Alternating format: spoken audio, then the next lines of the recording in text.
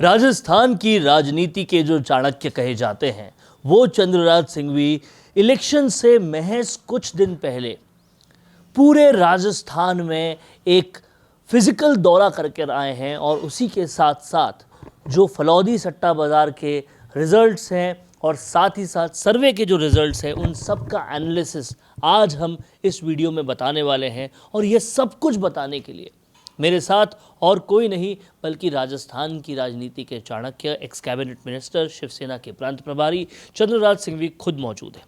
Sir, सबसे बड़ी बात क्या, सबसे बड़ा आपको समरी आपने ली, लब्बो लबाब आपने लिया जब आप पूरा राजस्थान घूमे और वो सारे सर्वेस को भी ध्यान में रखते हुए क्या कॉमन बात निकली? कॉमन बात एक बात है, good bye Gehlot, you are not going to be there anywhere near power. तुमको जाना पड़ेगा, बुरी तरह से जाना पड़ेगा। और मैं कहाँ गया हूँ वो मेरा ख्याल है आधे राजस्थान से ज़्यादा का तो चक्कर हो गया। मैंने शुरू किया था दौसा से, लासोर दौसा उस साइड से होते हुए मैं गया था किरोड़ी लाल जी के एरिया के अंदर, जहाँ उनकी ज़बरदस्त तूफान था। हालांकि एक लड़की को खड़ा किया है कांग्रेस ने बहुत पैसा देके, तू वोट काटना, पर आजकल जो वोट कटर को वोट देती नहीं है। जीतने लायक हो या कंटेस्ट में तो देती है, उसका कोई असर नहीं पड़ेगा। और किरोड़ी लाल जी मीणा की जीतता थी। वहाँ से निकल कर मैं सीधा 200 किलोमीटर दूर गया कोटा, पहलाद गुंजर के इलाके में। पहलाद गुंजर का भी बहुत ज़बरदस्त है, लेकिन वहाँ बहुत ज़्यादा पैसा शांति खर्च रहा है, तो कोई उल्टा सीधा रिजल्ट लाने की कोशिश करेगा, कर नहीं पाएगा। वहीं से मैंने झालावाड़ का पता लगाया, 4 में से 4 सीटें वसुंधरा जी के वर्चस्व को स्वीकार करती हुई भाजपा को मिलने वाली है। वहाँ से निकलने के बाद कोटा का पूरा पता लगा के बातचीत करके सारा समेतना करके मैं सीधा गया उदयपुर। उदयपुर में मैं महाराणा साहब विश्वजीत सिंह जी के क्षेत्र में गया और जीतने वाले कई बड़े 1000 वोटों से। वहाँ तो लोग एक बात ही कहते हैं कि उदयपुर के इतिहास, महाराणा का परिवार भारत के इतिहास का सबसे बड़ा अंग, उसके सामने एक ज़मीन के व्यापारी को, एक ज़मीन के टुच्चे व्यापारी को खड़ा करना उनका अपमान है। वो हारेगा 20-25 हज़ार वोट से। वहाँ से फिर मैं गया था राजसमंद, वहाँ भी वो दीप्ति जीतने वाली है। वहाँ से घूमते फिरते मैं सीधा दिसूरी होकर के और गया पाली। पाली में तो कोई है ही नहीं, पाली के बारे में कोई कह ही नहीं सकता। पर एक बात हो गई, भीमराव टक्कर में था, मगर अभी अभी में श्रीलुकास के 2 विधायक मतलब यानी पार्षद चले गए, इससे थोड़ी सी परेशानी है, कुछ भी हो सकता है। वहाँ से पाली होता मैं नागौर का तो माहौल देखने लायक था, आप कल्पना ही नहीं कर सकते।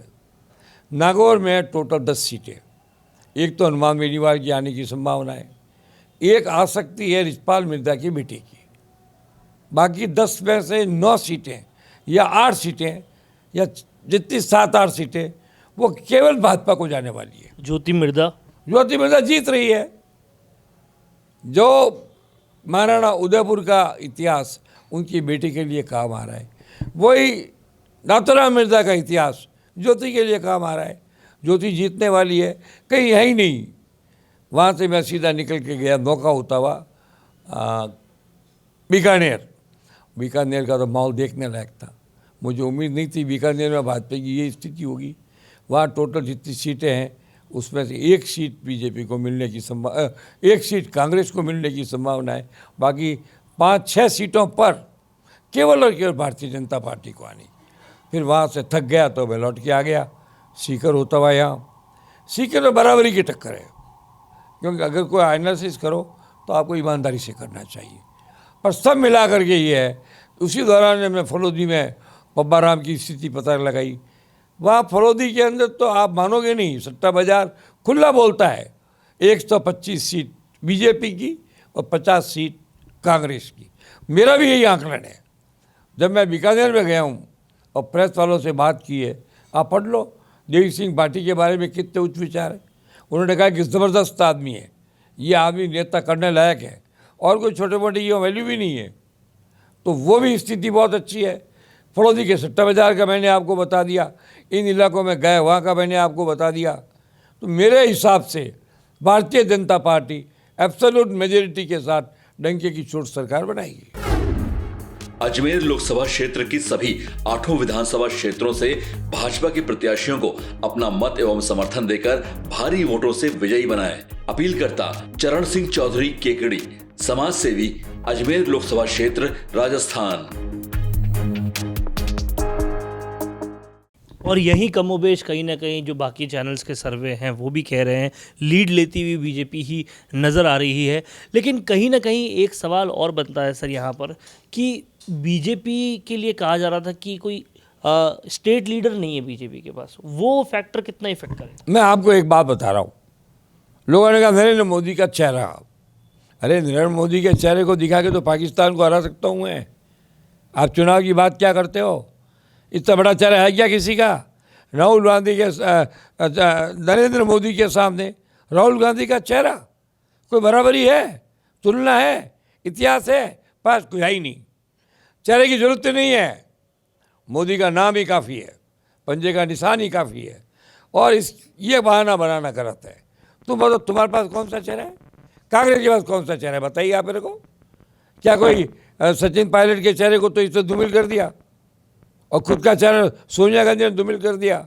सोनिया राहुल को बनाने नहीं देगी, राहुल सचिन को बनाने नहीं देगा। ये क्या है? मजाक लगा रखी है क्या? सारी पार्टी का, सारे कांग्रेस का जोकर बना दिया है, मजाक बना दिया है। और सबसे बड़ी बात, जहाँ जाओ तो लोग एक ही बात कहते हैं, आगे आगे गहलोत जी आगे। क्या करेंगे? जिसको छुएंगे उसे भ्रष्ट बना देंगे।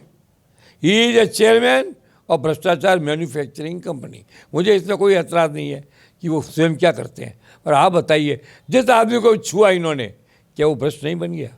डोटासरा को ले लो, धर्मेंद्र राठौड़ को ले लो, देवाराम सैनी को ले लो, गर्ग मिनिस्टर को ले लो। जिसको अशोक गहलोत ने छुआ वो भ्रष्टाचार में डूब गया। ये शांति धारीवाल तो सबसे बड़ा एग्जाम्पल है। आपको मैं क्या बताऊँ अशोक जी, आप तो जादुई आदमी हो। आपके हाथ में करिश्मा है। आप कितने ईमानदार आदमी को छू लो, 15 मिनटों भ्रष्ट हो जाएगा। आप तो वो पारस पत्थर हो जिसके छूने से सोना बन जाता है लोहा, और आप वो पत्थर हो जिसके छूने से आदमी बन जाता है भ्रष्ट। इतना भ्रष्ट कि वो मुंह दिखाने लायक नहीं रहता है। तो ये है चंद्रराज सिंघवी, जिनका प्रिडिक्शन हमेशा बहुत एक्यूरेट जाता है और कहीं ना कहीं पूरे राजस्थान का फिजिकल सर्वे करने के बाद वो इस निष्कर्ष पे पहुंचे हैं कि भाजपा को 125 सीटें मिलती तय है। उसी के साथ साथ हर सीट का पूरा एनालिसिस करके बताया। अब देखना ये होगा कि क्या हमेशा की तरह ही चंद्रराज जी सिंघवी का जो सर्वे है वो बिल्कुल एक्यूरेट जाता है या नहीं। कैमरामैन करण के साथ वरुण बंसाली, राजस्थान संवाद के लिए। कौन देखता है अब टीवी पर आपको कितनों ने देखा, ये कैसे पता चलेगा? घर घर इंटरनेट पहुंचने के बाद अब सब कुछ है डिजिटल। आपका वीडियो कितनों ने देखा ये हर पल आपको पता चलेगा, इसलिए डिजिटल मीडिया में बनाइए अपनी पहचान। 4.5 करोड़ से ज्यादा व्यूज और 3,27,000 से ज्यादा सब्सक्राइबर वाले राजस्थान के चैनल राजस्थान संवाद पर करवाइए कवरेज। ज्यादा जानकारी के लिए व्हाट्सएप करें 7339900549।